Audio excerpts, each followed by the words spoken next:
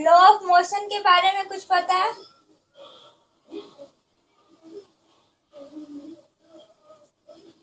सबसे पहले तो फोर्स क्या होता है? अच्छा, लॉ ऑफ मोशन के बारे में पता है? किसने दिया था, कितने लॉ है, कुछ पता है? कुछ पता है तो बताओ, उसके बाद फिर हम लोग आगे बढ़ेंगे।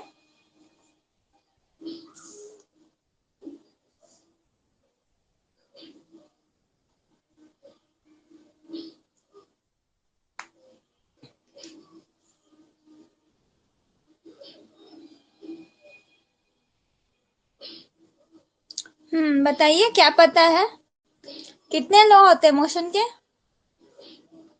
और किसने दिया था लॉ ऑफ मोशन?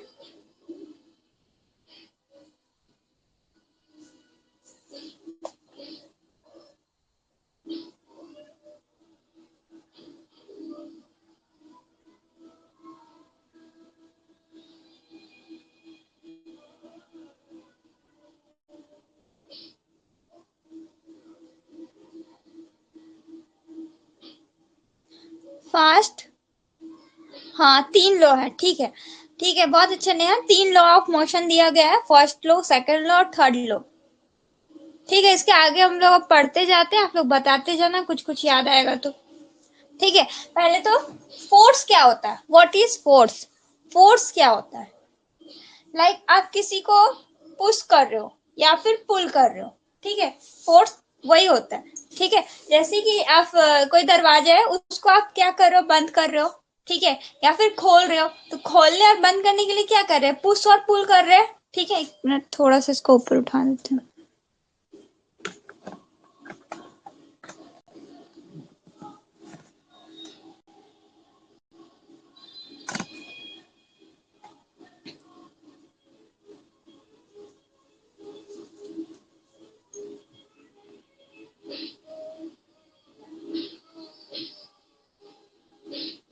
हाँ हाँ हाँ, वेरी गुड। बल लगा रहे हैं, ठीक है, ताकत लगा रहे, फोर्स लगा रहे, ठीक है। तो आप उसको खोलने और बंद करने के लिए क्या कर रहे हो, या तो उसको ढकेल रहे हो या तो उसको खींच रहे हो। पुश और पुल दो चीज कर रहे होते हैं, फोर्स लगा रहे होते हैं, ठीक है। तो आपका फोर्स क्या होता है, पुल और पुश। ठीक है, फोर्स क्या है, पुल और push. Force is a push pull which can change the position of a body.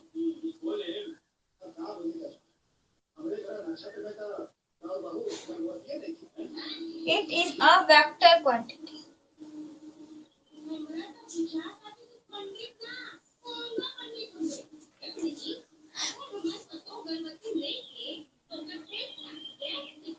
हाँ, न्यूटन होता है, ठीक है। तो फोर्स क्या होता है, फोर्स आपका पुश और पुल होता है, ठीक है। आप उस पर क्या करते हो, बल लगाते हो, ताकत लगाते हो अपना, ठीक है, अपने बॉडी से ताकत लगा रहे हो, या फिर कोई और चीज से ताकत लगा रहे हो, ओनली बॉडी से तो नहीं होता। और भी अदर हम लोग लाइक पेचकस सुने हो, पेचकस, प्लास, ये सब, ठीक है। और भी बहुत सारा औजार होता है, ठीक है, उससे भी हम लोग यूज करते थे, हम लोग उसके ऊपर फोर्स लगाते हैं, और वो आपका किसी और चीज पे फोर्स लगा रहा होता है। जैसे मिट्टी कोड़ने के लिए हम लोग कुदाली का यूज करते हैं ना, हम लोग कुदाली पे फोर्स लगाया, कुदाली क्या किया, मिट्टी के ऊपर फोर्स लगाया ताकि वो कटा है, ठीक है। तो फोर्स में आपका यहाँ पे चेंज हो रहा है, लेकिन आप काम क्या कर रहे हो, उसके ऊपर ताकत लगा रहे हो, पुश कर रहे हो, पुल कर रहे हो, ठीक है। तो वही फोर्स होता है, ठीक है, जो कि आपका किसी भी बॉडी का पोजीशन चेंज करता है। ओके, लेकिन ये जो लाइन है ना, can change the position of body, वो हर जगह नहीं अप्लाई होता है, ठीक है।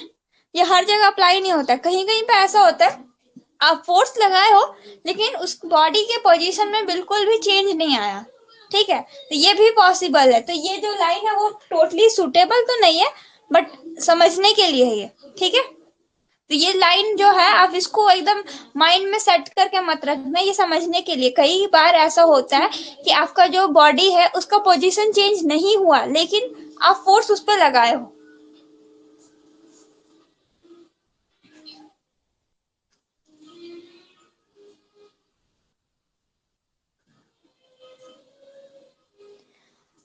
जो सर का वीडियो अपलोड है वो 2026 का है।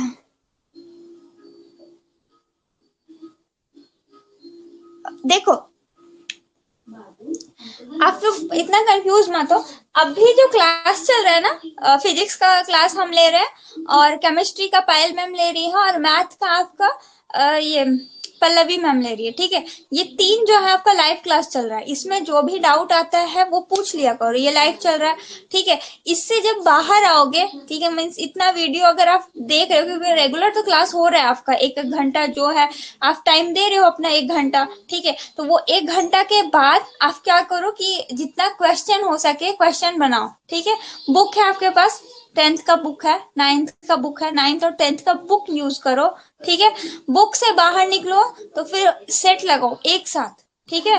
वो जो 1.5 घंटा आपको टाइम मिल रहा है ना, वो 1.5 घंटा आप अपने फोन में लगा दो, ठीक है, अलार्म, ओके, अलार्म क्लॉक जो भी सेट करना करो, और एक साथ करो, ठीक है। वो हम भी करते थे कि आधा घंटा फिजिक्स की, आधा घंटा मैथ की। उसमें क्या होता है, एग्जाम में फिर आप टाइम मैनेज नहीं कर पाओगे, तो एक साथ पूरा सेट लगाओ, ठीक है। वो 1.5 घंटा का पूरा टाइम लगाओ, ठीक है, वो तोड़ तोड़ के मत लगाओ। उसके बाद अगर आपके पास टाइम बचता है, तब आपको जितना वीडियो देखना है प्रीवियस ईयर का, या फिर यूट्यूब पे जितना देखना है देखो, पहले इतना कंप्लीट कर लो, ठीक है। उसके बाद आई थिंक जो आप वीडियो बोल रहे हो वो पिछले साल का होगा, ठीक है। उसमें मेरा भी फिजिक्स का भी वीडियो होगा, ठीक है। तो वो पिछले साल का होगा, केमिस्ट्री का भी पायल मैम का होगा, तो शायद पिछले साल का आप बोल रहे होगे। इस बार तो वैसा वीडियो हम नहीं, अब इस बार 3 ही लाइव क्लास चल रहा है, ठीक है, 3 सब्जेक्ट 3 लाइव क्लास। बाकी जो है वो प्रीवियस ईयर का ही होगा, या फिर सर जो है एक्स्ट्रा अपलोड भी करते हैं। पहले इतना देख लो, उसके बाद उसको देखना, ठीक है। हाँ, एक बुक खरीदे हो ना पॉलिटेक्निक का, ठीक है, उसको भी देखो। लेकिन उसमें पता है बहुत चीज आउट ऑफ सिलेबस भी दिया रहता है। हाँ, वो बुक मेरे पास भी है, हम भी लिए थे अपने टाइम पे। बट उसमें बहुत सारा चीज जो है एक्स्ट्रा है, ठीक है, मीन्स है, लेकिन उससे एग्जाम में कोई लेना देना नहीं रहता, उतना टफ आता नहीं है। आप जितना हो सके ना पीवाईक्यू को करो, ठीक है, पीवाईक्यू से रिपीट हो जाता है। हाँ, वो टोटली बुक पे आश्रित मत होना, ठीक है, टोटली बुक पे आश्रित नहीं होना कि वो बुक में है जो वही पढ़ना है। बुक से क्वेश्चन करो, ठीक है। एक बार आप अपने 10th का बुक कंप्लीट कर लिए, पीवाईक्यू कंप्लीट कर लिए, तो उसका क्वेश्चन अटेम्प्ट करो। अगर आप उतना टफ उस लेवल का क्वेश्चन कर ले रहे हो, तो फिर इजी लेवल तो आप आराम से कर सकते हैं, ठीक है। तो एक बार 9th 10th का जो बुक है आपका फिजिक्स केमिस्ट्री मैथ का, वो कंप्लीट कर लो। उसके बाद फिर एक्स्ट्रा करना, और जितना पीवाईक्यू है। अगर ऐसा कुछ डाउट होता होगा ना, तो आप लोग ग्रुप में मैसेज कर देना, एक मीटिंग रख लेंगे हम लोग, उसमें सारा कुछ बता देंगे कि कौन कौन सा इंडिविजुअल चैप्टर्स है जिसको कर लेने से हो जाएगा, एग्जाम कैसे देना है, क्योंकि आप लोग का फर्स्ट टाइम है। बाकी जो टीचर्स है वो तो देख करके diploma pass out, BTech pass out है, ठीक है, तो वो लोग को तो पता है। तो वो लोग एक बार आप ग्रुप में मैसेज कर दोगे तो मीटिंग अरेंज कर लेंगे हम लोग, ठीक है। तो वैसा कोई डाउट हो तो पूछ लिया करना, ठीक है।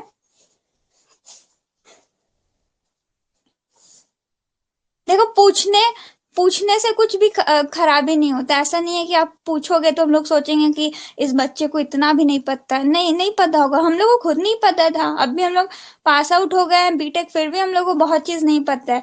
तो जरूरी नहीं है कि हर चीज पता हो, तो पूछ लेना है, ठीक है, जो भी डाउट हो पूछ लेना। ओके, देखते हैं यहाँ पे हम लोग। तो फोर्स क्या हुआ, जो हम लोग बल लगाते हैं किसी चीज पे, तो फोर्स जो होता है वो आपका वेक्टर क्वांटिटी होता है। तो वेक्टर क्वांटिटी क्या होता है, वेक्टर और स्केलर दो होता है, स्केलर और वेक्टर।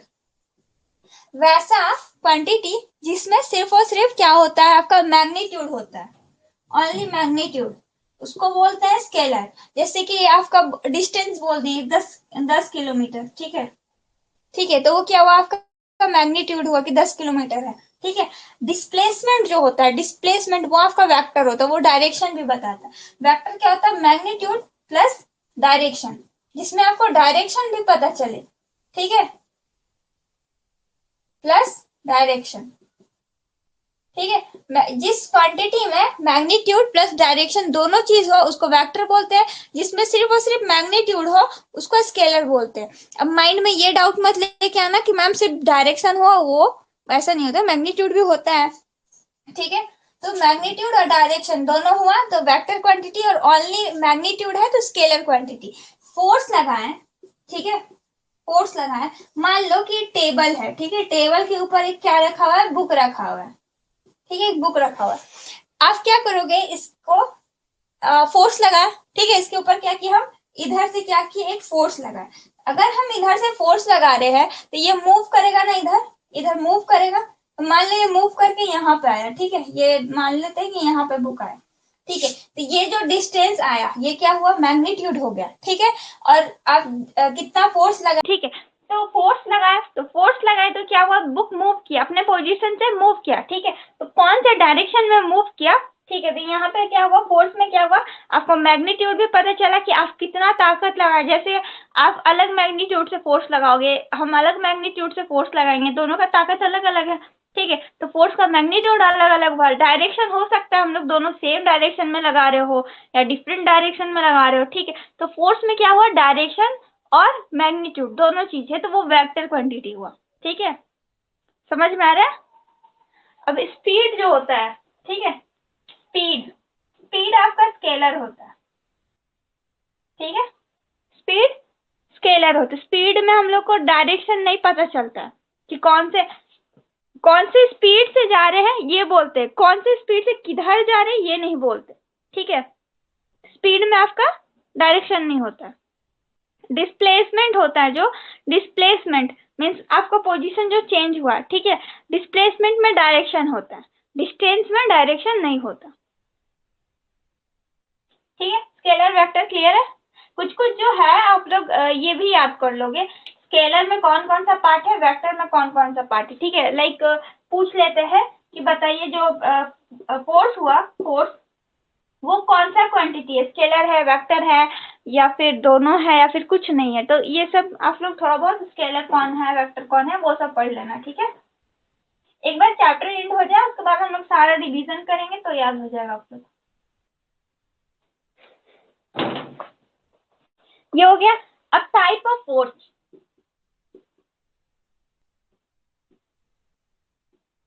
दो तरह का फोर्स हम लोग को पढ़ना है। एक तो आपका बैलेंस, बैलेंस फोर्स,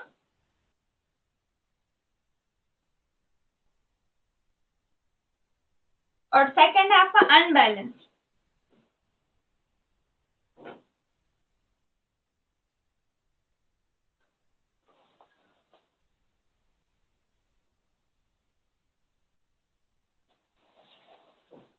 अब बैलेंस फोर्स क्या होता है,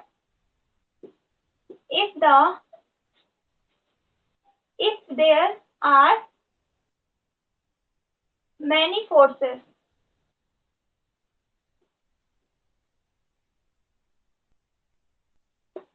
acting on a body,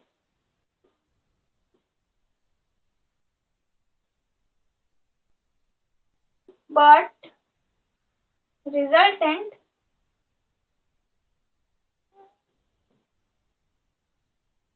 of all of them is zero, then force are called balance।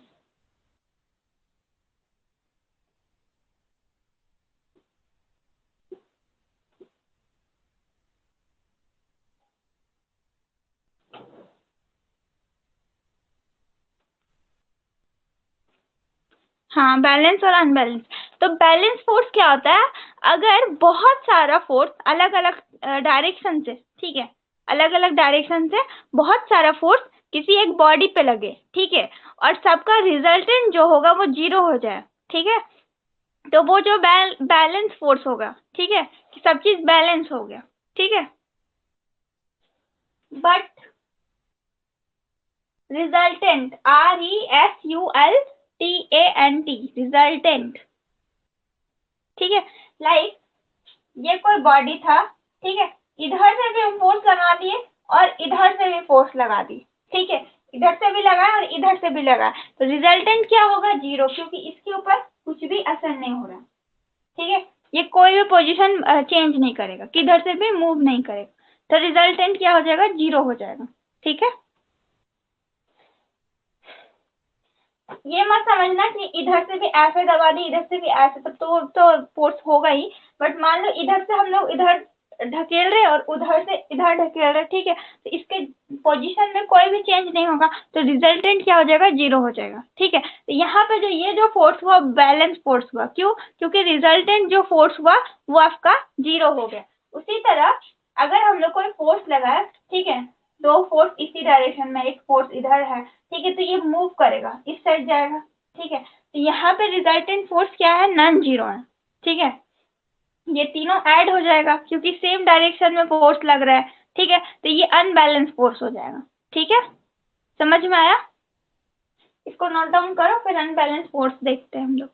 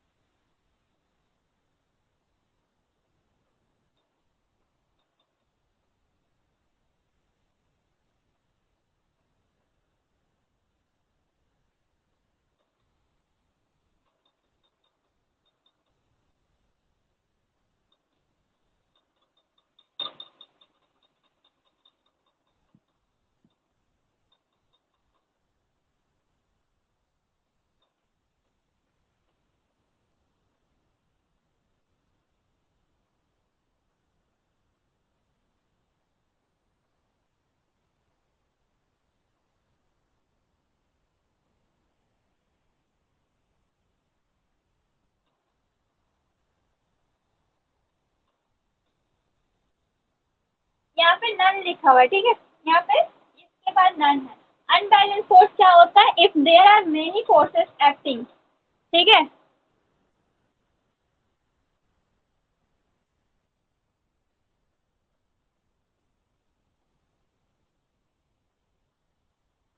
on a body and resultant of all of them is non-zero, then the force are called unbalanced force।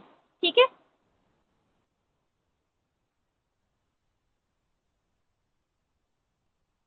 अच्छा यहाँ पे if there are many लिखा हुआ है ना, अगर single force भी लग रहा है, कोई सिंगल फोर्स भी लग रहा है, तो वो भी एक तरह से अनबैलेंस फोर्स हुआ क्योंकि वो नॉन जीरो होगा। ठीक है,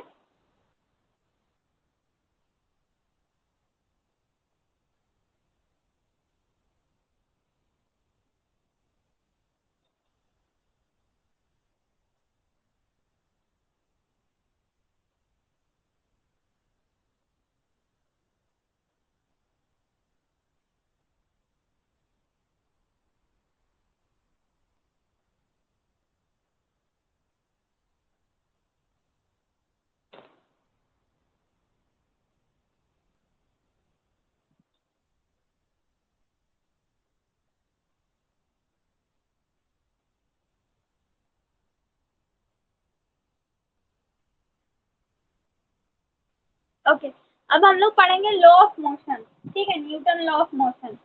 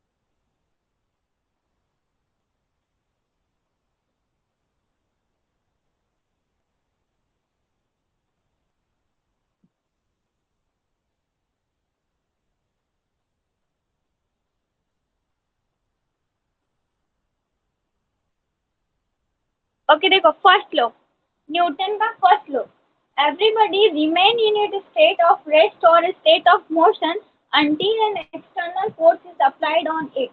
This law is also known as law of inertia. ठीक है, पहले समझ लो उसके बाद नोट डाउन करना। ठीक है, न्यूटन का फर्स्ट लॉ का क्या कहना है कि कोई भी बॉडी जो है, ठीक है, अगर वो रेस्ट में है, ठीक है, तो वो रेस्ट में ही रहेगा, और अगर वो मोशन में है तो वो मोशन में ही रहेगा जब तक कि हम लोग कोई एक्सटर्नल फोर्स उसके ऊपर ना लगाए। ठीक है, जो हमारे यूनिवर्स में कोई भी चीज़ है, ठीक है, लाइक जैसे कि आप बोल सकते हो सूरज जो है, ठीक है, वो अपने पोजीशन पे स्थिर है, ठीक है, वो मूव नहीं कर रहा है, वो मोशन नहीं कर रहा है ना, ठीक है, तो वो मोशन नहीं करेगा, ठीक है, जब तक आप उसके ऊपर कोई एक्सटर्नल फोर्स ना लगाओ। ठीक है, और उसके ऊपर हम लोग एक्सटर्नल फोर्स लगाने के काबिल अभी बने नहीं। ठीक है, और आपका जो पृथ्वी है, ठीक है, वो चांद के चारों ओर घूम रहा है, ठीक है, वो मोशन कर रहा है, तो उसको हम लोग रोक नहीं सकते, या फिर वो खुद नहीं रुक रहा है। क्यों? क्योंकि वो अपने स्टेट में, सोचो इतना सालों से, कितना 100 साल हो गया होगा, कितना टाइम हो गया होगा, वो मोशन नहीं है, ठीक है, वो नहीं रुक रहा है। क्यों? क्योंकि अभी तक हम लोग उसके ऊपर कोई एक्सटर्नल फोर्स नहीं लगा रहे। ठीक है, तो कोई भी बॉडी जो है वो अपने स्टेट पे उसी स्टेट में रहेगा जब तक कि कोई एक्सटर्नल फोर्स आप उसके ऊपर नहीं लगा रहे। ठीक है, उसी तरह कोई गाड़ी है, ठीक है, वो गाड़ी चल रही है, ठीक है, कोई कार है, कोई कार ड्राइव कर रहा है, चल रहा है, अगर वो मोशन में है तो वो मोशन में ही रहेगा जब तक कि हम लोग कोई उस पर ब्रेक ना लगाए या फिर उसके स्पीड में कमी ना करे। ठीक है, जब तक हम लोग कोई एक्सटर्नल फोर्स नहीं लगा रहे, वो अपने साथ चल रहा है। ठीक है, अगर हम लोग कोई टेबल ले, ठीक है, टेबल के ऊपर बुक रख दे, ये बुक उसी जगह पे रहेगा। ठीक है, वो रेस्ट में है ना, वो रेस्ट में ही रहेगा।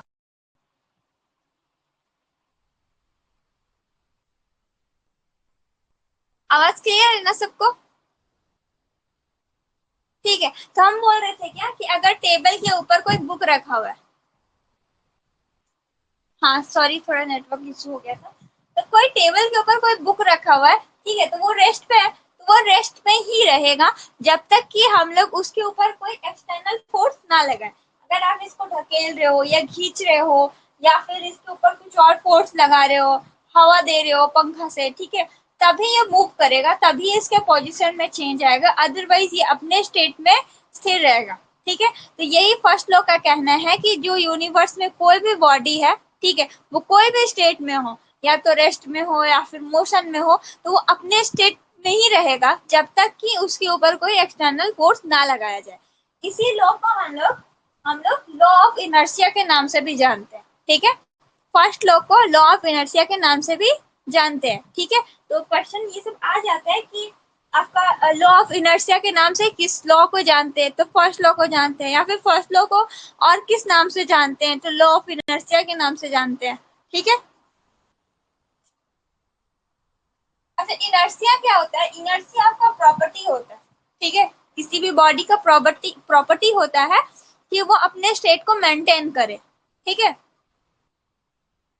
लाइक स्टील है ना, स्टील या रबर, रबर सिंपल समझो, रबर, वो हेयर रबर भी समझ सकते हो जो लड़कियां यूज करती है अपने हेयर में। ठीक है, वो देखना, आप उसको खींचो, ठीक है, जैसे ही छोड़ोगे वो फिर वापस अपनी जगह पे चला जा रहा है। ठीक है, तो उसके अंदर एक प्रॉपर्टी है, ठीक है, कि वो अपने स्टेट में वापस चला जाए, अपने शेप में वापस चला जाए। ठीक है, उसी तरह हर एक बॉडी का अपना एक ये होता है। ठीक है, इनर्शिया प्रॉपर्टी होता है कि वो अपने स्टेट को मेंटेन करके रखे, अपने स्टेट में चेंज ना लाए। ठीक है, लेकिन एक लिमिट होता है हर चीज का, अगर आप उससे ज्यादा फोर्स लगा दे रहे हो तब उसके स्टेट में चेंज होगा। अच्छा, लाइक टेबल पे बुक रखा था, ठीक है, कोई चींटी आके उसको पुश करे, क्या वो पुश कर पाएगी? नहीं कर पाएगी ना, क्योंकि वो उतना फोर्स नहीं लगा पा रही है। ठीक है, उतना फोर्स नहीं लगा पा रही है, और बुक आपका एक इनर्शिया को मेंटेन करके रखा है। ठीक है, उतने फोर्स तक में वो मूव नहीं की, लेकिन अगर आप फोर्स लगाओ, ठीक है, तो आप ज्यादा फोर्स लगाओगे। ठीक है, इसके वजह से उसका पोजीशन में मूवमेंट हुआ। ठीक है, इनर्शिया क्या होता है? प्रॉपर्टी होता है।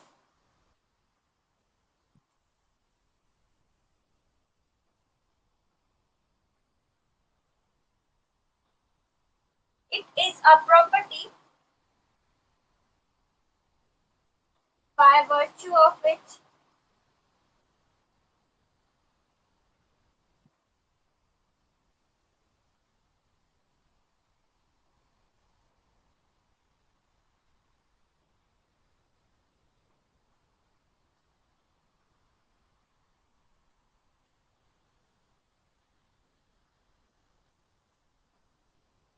It state. ठीक है, तो इनर्शिया क्या है, एक प्रॉपर्टी है, ठीक है, जिसके द्वारा कोई भी बॉडी जो है वो ट्राई करता है कि वो रिटर्न अपने स्टेट में चला जाए। ठीक है, अच्छा ये आप लोग बहुत सारे एग्जाम्पल पढ़े होंगे कि ट्रेन में या बस में हम लोग बैठे हुए हैं, ठीक है, अचानक से जब बस स्टार्ट होता है तो हम लोग आगे की ओर या पीछे की ओर मूवमेंट होता है, ठीक है, या फिर बस देख रहा है, बस मूव कर रहा है, मूव कर रहा है, ठीक है, और अचानक से जब रुकता है तो आपको एक धक्का की तरह फील होता है, ठीक है, एक फोर्स लगता है, ठीक है, जो आपको पीछे की ओर या फिर कभी कभी आगे की ओर फोर्स करता है।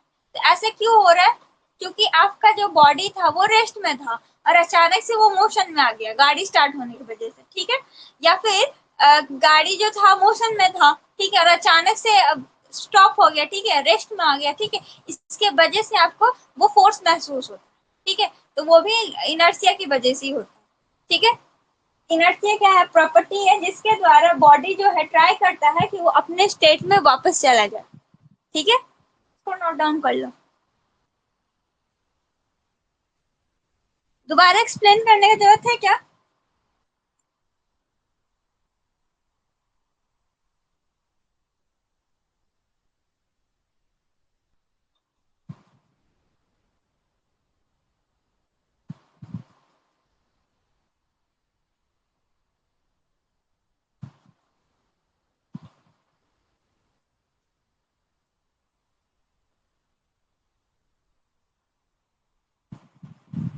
ओके, ठीक है, इसको नोट डाउन कर लो, उसके बाद आगे बढ़ते हैं।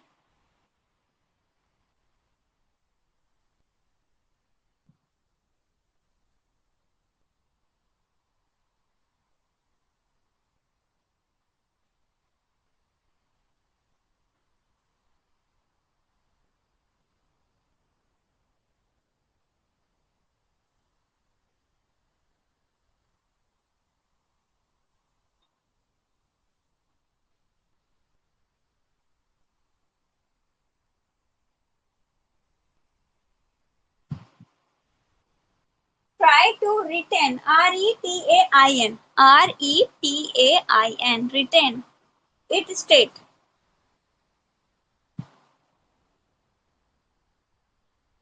और आप लोग अपने अंदर एक ये भी क्वालिटी जनरेट करो धीरे धीरे, बोलना सीखो, ठीक है, अगर कुछ आपको पता है किसी चीज का आंसर तो उसको बोलो, ठीक है, नहीं पता है वो भी बोलो। इससे क्या होता है कि आप लोग जब कॉलेज में एडमिशन लोगे ना, वहां पे बहुत बच्चे होंगे, ठीक है, बहुत बच्चे, और अगर आप लोग में यही क्वालिटी रह गया कि शांत रहना है, ठीक है, जल्दी बोलना नहीं है, तो उससे क्या होगा कि आप टीचर्स की नजर में आओगे नहीं, उनको लगेगा कि आप एवरेज बच्चे हो, क्योंकि अभी देखो क्लास में क्या है, 5 स्टूडेंट है, 10 स्टूडेंट है, तो अभी ट्यूशन में तो दिख जाते हैं सब, लेकिन वहां पे तो बहुत सारे स्टूडेंट होंगे, ठीक है, तो अपना रेपुटेशन जगह बनाना है ना, ठीक है, उसके लिए आपको जो पता है वो बताओ, नहीं पता है वो भी बताओ।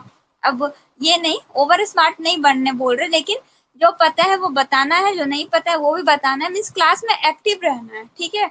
आप लोग एक बार एडमिशन लोगे तो वहाँ देखोगे कि वहाँ पे वाइवा का नंबर मिल रहा है, और वाइवा में आप कितना क्लास में एक्टिव होते हो उस पे नंबर मिल रहा है, कितना आंसर करते हो उस पे भी नंबर मिलता है, ठीक है, तो अभी से मेंटेन करके रखो कि क्लास में एक्टिव रहना। कुछ कुछ स्टूडेंट अच्छा अपना एक्टिव रहते हैं, जो नहीं रहते हैं वो उनमें ये क्वालिटी जनरेट आता सबको है, हमको भी पता है, सबको पता है, लेकिन बोलना सीखो, अगर बोलोगे नहीं तो वो पता कैसे चलेगा कि आपको आता है कि नहीं। चलो सेकंड लो देखते हैं।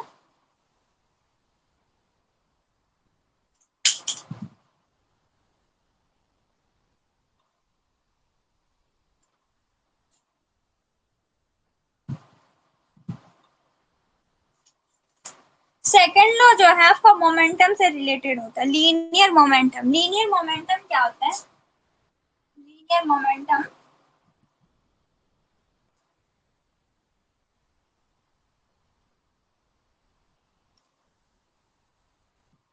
लीनियर मोमेंटम को हम लोग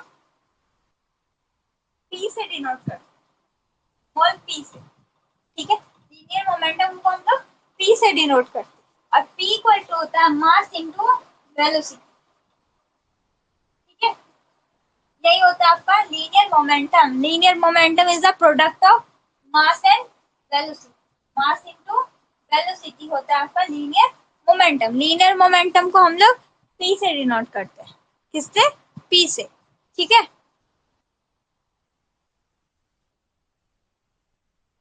अब देखो सेकंड लॉ बोल क्या रहा है।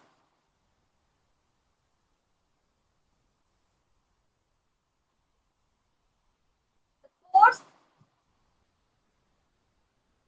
Applied on a body is equal to the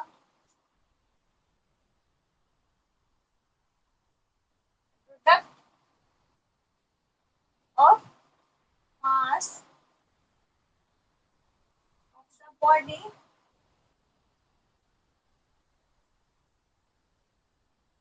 and the acceleration।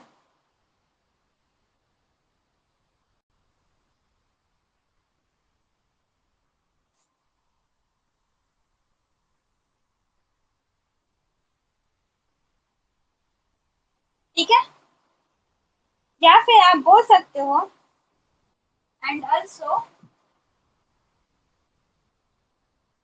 the rate of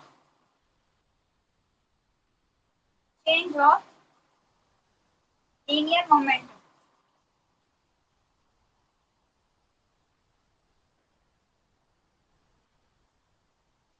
सबसे इंपॉर्टेंट जो लाइन है ये है, ठीक है।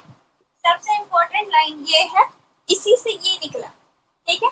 तो फोर्स क्या होता है, सेकंड लॉ का क्या कहना है? सेकंड लॉ का क्या कहना है कि जो फोर्स अप्लाइड कर रहे हैं, ठीक है, किसी भी बॉडी के ऊपर जो फोर्स अप्लाइड कर रहे हैं, ठीक है, वो प्रोपोर्शनल होगा या फिर इक्वल टू होगा rate of change of linear momentum, ठीक है। जो आप फोर्स अप्लाइड कर रहे हैं किसी भी बॉडी के ऊपर, ठीक है, तो वो आपका इक्वल टू है, ठीक है, rate of change of linear momentum. तो जो आपका मोमेंटम है ना, जिस हिसाब से चेंज हो रहा है, ठीक है, उसके प्रोपोर्शनल होता है, ठीक है।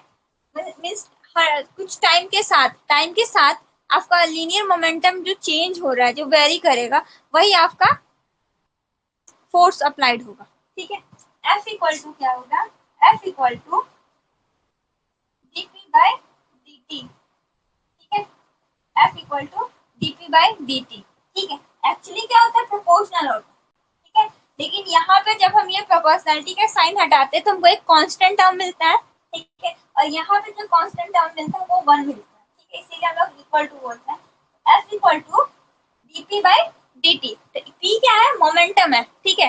तो मोमेंटम जो टाइम के साथ चेंज हो रहा है, ठीक है, वो आपको फोर्स अप्लाइड के इक्वल होगा, ठीक है। तो फोर्स अप्लाइड इक्वल टू क्या हो गया? dp by dt। अब हम लोग को पता है कि जो आपका p है वो क्या है? p अभी हम लोग मोमेंटम के बारे में पढ़े थे। मोमेंटम इक्वल टू होता है मास इनटू वेलोसिटी, ठीक है। तो आपका क्या हो गया? d m into v by dt, ठीक है। ठीक है, यहाँ पे अब देखो m क्या है? m क्या है? मास है। तो मास क्या होगा? किसी भी बॉडी का मास क्या होता है? कांस्टेंट होता है। d है आपका डिफरेंशिएशन, ठीक है। d आपका डिफरेंशिएशन है, ठीक है, डिफरेंशिएट करते हैं। डिफरेंशिएशन, इंटीग्रेशन, ये सब जब आप लोग डिप्लोमा में जाओगे ना तो पढ़ना है वहां पे, ठीक है।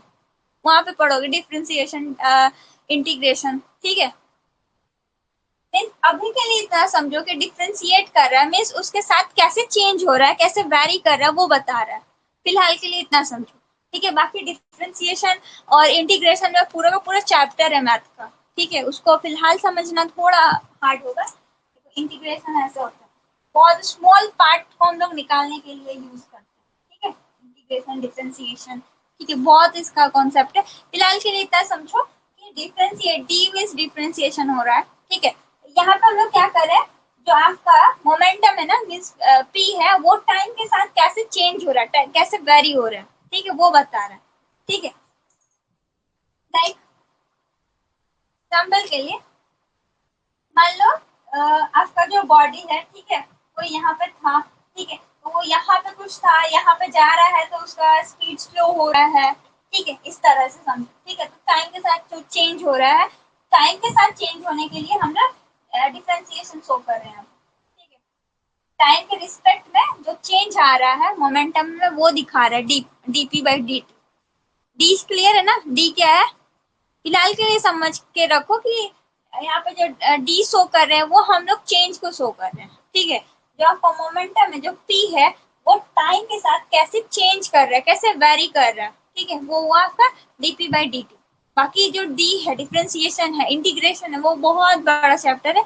जब बहुत बड़ा भी नहीं है, लेकिन हाँ है, ठीक है, बड़ा है, वो पढ़ोगे डिप्लोमा में, ठीक है। ये होता है इंटीग्रेशन का साइन। और ये डी बाई डी टी जो होता है, ये होता है डिफरेंशिएशन,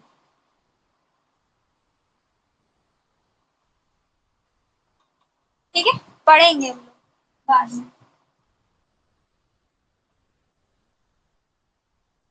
ठीक है।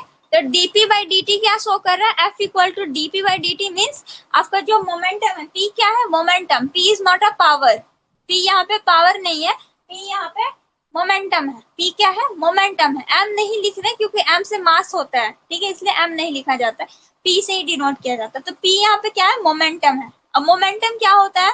What is momentum? मोमेंटम आपका प्रोडक्ट होता है मास इंटू वेलोसिटी।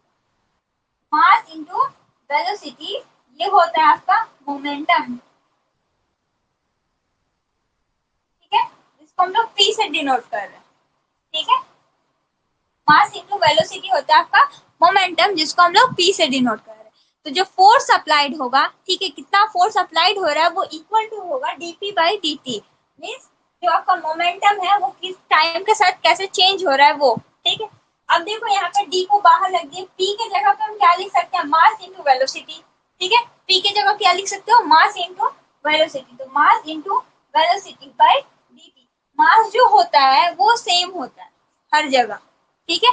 अगर यहाँ पे मेरा मास अगर है जितना, उतना ही हर जगह मास होगा, ठीक है। मास मीन्स कांस्टेंट होता है। लाइक ये समझो कि ग्लास में पानी रखे हो, तो वही पानी को आप कटोरी में रख दोगे तो क्या वो शेप चेंज होगा, लेकिन पानी का क्वांटिटी तो चेंज नहीं हो रहा है ना। पानी तो वही जितना था उतना ही रहने वाला है, ठीक है। तो मास नहीं चेंज होता, ठीक है। मास क्या होता है? कांस्टेंट टर्म होता है, इसीलिए कांस्टेंट टर्म को हम लोग डिफरेंशिएशन में बाहर निकाल लेते हैं, ठीक है। ये फॉर्मूला वैसे ये डेरिवेशन है, इतना आप लोग को याद नहीं करना है, बट समझने के लिए बता दे रहे, ठीक है। तो डिफरेंशिएशन में कांस्टेंट टर्म बाहर हो जाता है, ठीक है। तो एम को बाहर कर दो, एम क्या हो गया बाहर, और D D by D T, ठीक है। डी क्या है? वेलोसिटी। जब हम वेलोसिटी को differentiate means velocity by time जो होता है V by T. V by T क्या होता है? एक्सेलरेशन। वी बाई टी क्या होता है? एक्सेलरेशन होता है। इसको हम लोग एम इंटू एक्सेलरेशन लिख सकते हैं। एफ इक्वल टू क्या हो गया? मास इंटू एक्सेलरेशन, ठीक है। ये जो है ये डेरिवेशन है, इतना याद नहीं करना फिलहाल के लिए। आप इतना याद रखो कि force equal to mass into acceleration होता है, और फोर्स जो है इक्वल टू होगा dp by dt means change in momentum, rate of change of momentum. क्या सबको क्लियर है या एक बार और हम बता दें? ये चीज सबको क्लियर है या एक बार और एक्सप्लेन करना है? ये देखो थोड़ा सा डेरिवेशन आप लोग को प्रॉब्लम ला सकता है, बट इतना आप लोग को दिमाग में जोर नहीं देना है। फिलहाल के लिए इतना समझो कि force equal to mass into acceleration होता है। ये जो डी है ये आपका चेंज को शो कर रहा है, वेरिएशन को चेंज कर, वेरिएशन को शो कर रहा है। मीन्स आपका जो मोमेंटम है वो टाइम के रिस्पेक्ट में कैसे चेंज हो रहा है वो बता रहा है। ओके ठीक है, वेरी गुड। ठीक है, एक लास्ट आपका बचा है Newton third law.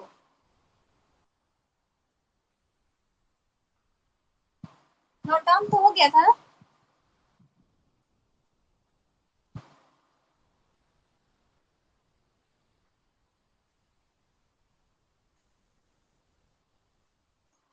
Newton second law जो है वो थोड़ा कंफ्यूजिंग होता है, ठीक है, वो इंसान भूल जाता है।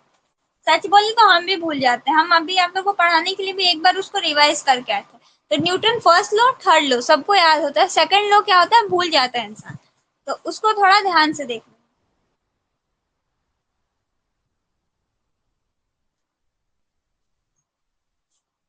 थर्ड लॉ देखो, थर्ड लॉ क्या होता है, every action have equal and opposite reaction. तो हर जगह देखे होंगे आप लोग,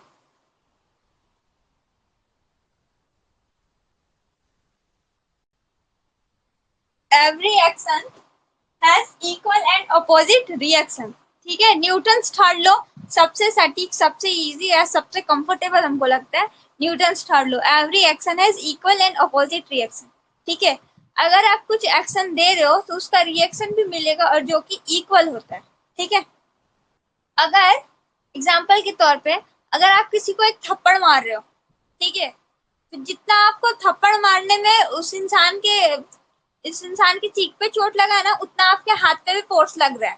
ठीक है, लेकिन क्या हो रहा है कि आप उसका जो चीक है, ठीक है, जो गाल है वो थोड़ा सॉफ्ट हो गया, आपका हाथ थोड़ा उसके कंपेयर में थोड़ा टफ हो जाएगा, तो उसको ज्यादा जोर से चोट लगेगा, आपको कम लगेगा। ठीक है, लेकिन आपका जो है जितना फोर्स आप उसके ऊपर लगा रहे हो उधर से भी फोर्स लग रहा है। ठीक है, ऐसा नहीं कि उधर से फोर्स नहीं लगे, उधर से भी लगा, चिक के थ्रू भी फोर्स लगा। ठीक है, तो every action has equal and opposite reaction. ठीक है, जितना हम लोग फोर्स लगा रहे हैं किसी चीज के ऊपर, उधर से भी उतना ही फोर्स लगता है। जैसे कि पृथ्वी है, ठीक है, अर्थ है, अगर कोई तारा टूटते गिरते देखे हो, तारा टूटता है गिरता है देखे हो, ठीक है, तो ये जो अर्थ है इसको अपनी ओर खींच रहा है। ठीक है, इसको अपनी ओर खींच रहा है। ठीक है, ऐसा नहीं है कि अर्थ ही सिर्फ खींच रहा है, वो जो तारा टूटा हुआ था ना, स्टोन, क्या स्टोन मान लो, ठीक है, स्टोन मान लेते हैं, तो वो जो स्टोन है वो भी पृथ्वी को अपनी ओर खींचेगा। ठीक है, वो भी फोर्स लगा रहा है, लेकिन क्या हो जा रहा है कि पृथ्वी का मास बहुत बड़ा है। ठीक है, वो ज्यादा ताकत लगा दिया। ठीक है, और वो जो स्टोन था वो ज्यादा ताकत नहीं लगा पाया। ठीक है, इसीलिए वो हार गया, पृथ्वी जीत गया। ठीक है, तो हर एक एक्शन का रिएक्शन भी होता है और इक्वल होता है। ठीक है,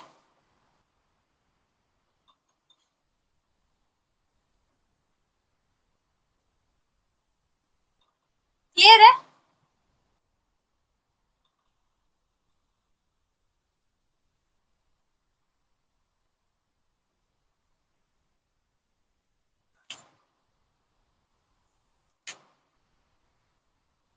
अच्छा, ये इक्वल एंड अपोजिट रिएक्शन जो है वो कहाँ पे काम करता है, वो आपका इसका जो एप्लीकेशन है वो आपका है law of conservation of linear momentum है।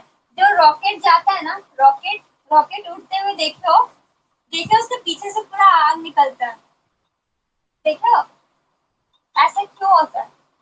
ठीक है, वो पृथ्वी के ऊपर फोर्स लगा रहे हैं ना, आग से उतने ही उसको वापस मिल रहा है। ठीक है, इसके वजह से वो स्पीड पकड़ता है। Law of conservation of linear momentum, ये बहुत इंपॉर्टेंट है, ये आपका पूछता है कि law of conservation of linear momentum क्या होता है।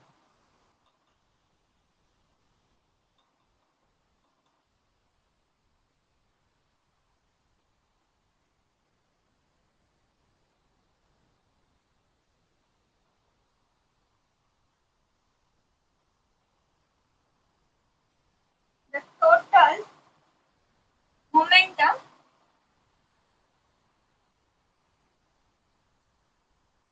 of a closed system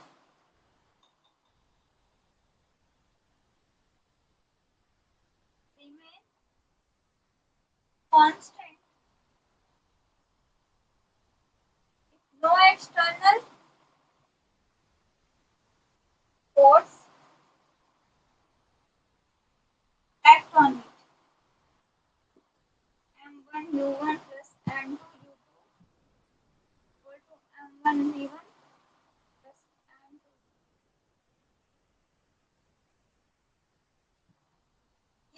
line याद रखना, ठीक है।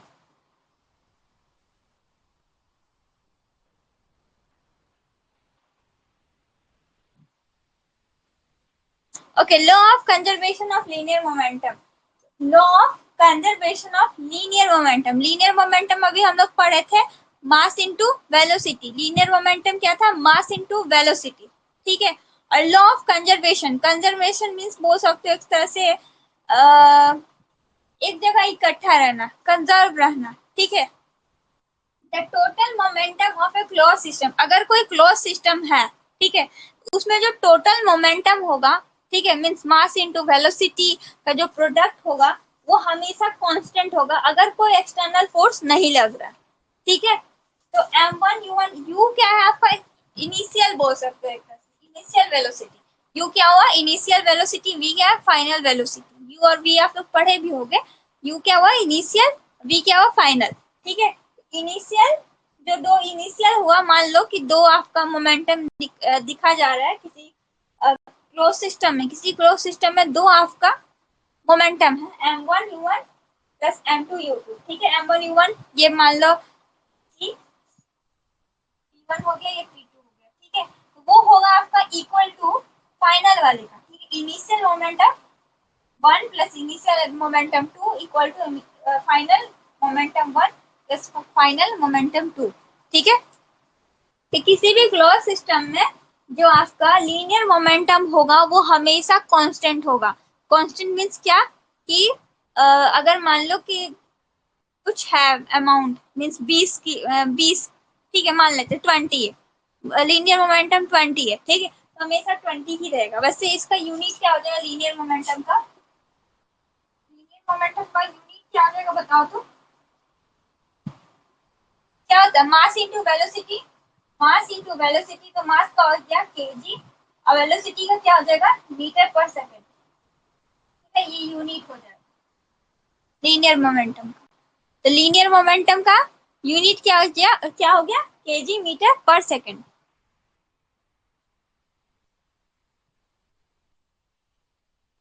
ओके, ये फॉर्मूला नहीं है, ये बस ऐसे टर्म लिखा हुआ है, ठीक है, कोई फॉर्मूला नहीं। फॉर्मूला तो कांस्टेंट पता है, वन v1, ठीक है, एम ठीक है। m1 u1 plus m2 u2 equal to होगा m1 v1 plus m2 v2, ठीक है। किसी भी सिस्टम में जो आपका मोमेंटम होगा, लीनियर मोमेंटम होगा, वो हमेशा कांस्टेंट होगा, हमेशा इक्वल होगा, ठीक है। यही आपका law of conservation of linear momentum. किसी भी सिस्टम में जो आपका मोमेंटम होगा, ठीक है, मास और वेलोसिटी का प्रोडक्ट, वो हमेशा कांस्टेंट होगा अगर कोई एक्सटर्नल फोर्स नहीं लगा रहा है, ठीक है। बस उस टर्म को दिखाने के लिए m1 v1 m2 v2 लिखा गया।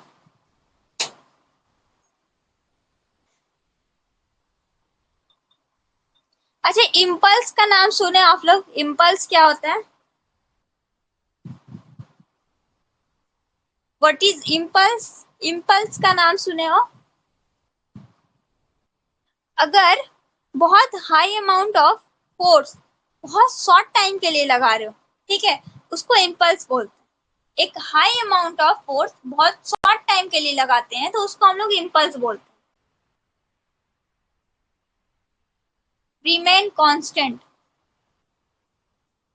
Law of conservation of linear momentum, the total momentum of a closed system remain constant if, sorry is नहीं होगा, if no external force act on it।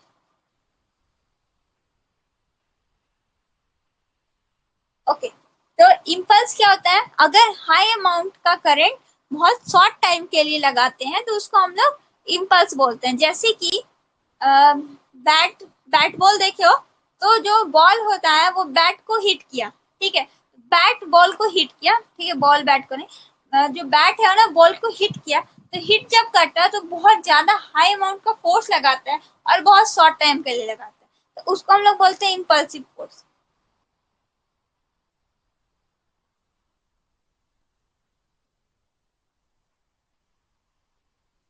Okay, इसको erase करें, ठीक है। एक बार impulse impulse force का भी डिफिनेशन नोट डाउन कर लेना।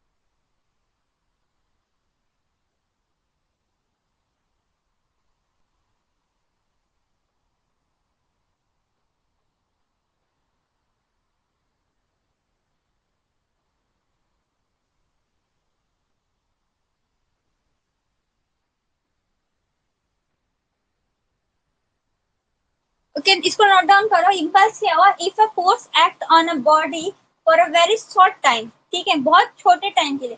जो चीज छोटा शो करना होता है उसके लिए हम लोग ये डेल्टा का यूज करते हैं, ठीक है। डेल्टी मीन्स क्या है, बहुत शॉर्ट टाइम, ठीक है। ये जो ट्रायंगल बना हुआ है डेल्टा टी, डेल्टा, ठीक है। Then the product of force and time is called impulse. तो बहुत शॉर्ट टाइम के लिए का फोर्स लग रहा है, बहुत छोटे अमाउंट के टाइम के लिए फोर्स लग रहा है, ये जो स्मॉल टी है और उसके साथ में ये जो ट्रायंगल दिख रहा है आपको, वो बहुत स्मॉल टाइम को डिनोट करता है, डेल टी, ठीक है। तो इम्पल्स इक्वल टू क्या होगा, एफ इंटू टी, ठीक है। और टी क्या है, बहुत ही स्मॉल है, ठीक है। अच्छा ये जो है 1 न्यूटन इक्वल टू 10 की पावर 7 डाइन, ठीक है। ये फॉर्मूला, फॉर्मूला नहीं है, बस एक पॉइंट है, एमसीक्यू पूछ लिया जाता है, इससे ये याद रखना है। 1 न्यूटन इक्वल टू 10 की पावर 7 डाइन।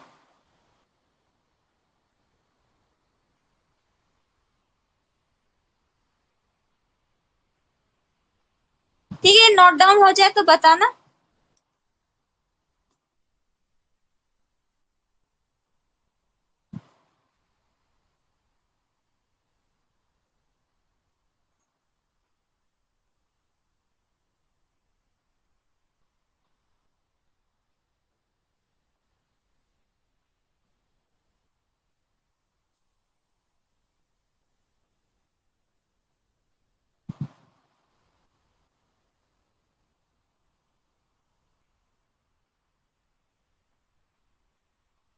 सीजीएस यूनिट है, फोर्स का ही सीजीएस यूनिट होता है, ठीक है।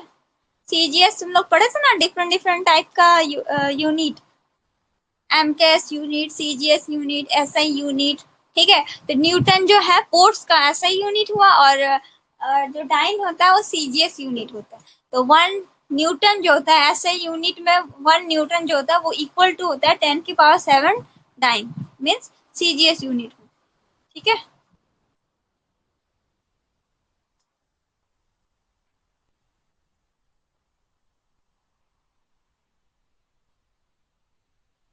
ओके ये नोट डाउन हो जाए तो आप लोग लेफ्ट कर सकते हो। अब नेक्स्ट क्लास में आगे हम लोग कंटिन्यू करेंगे, ठीक है।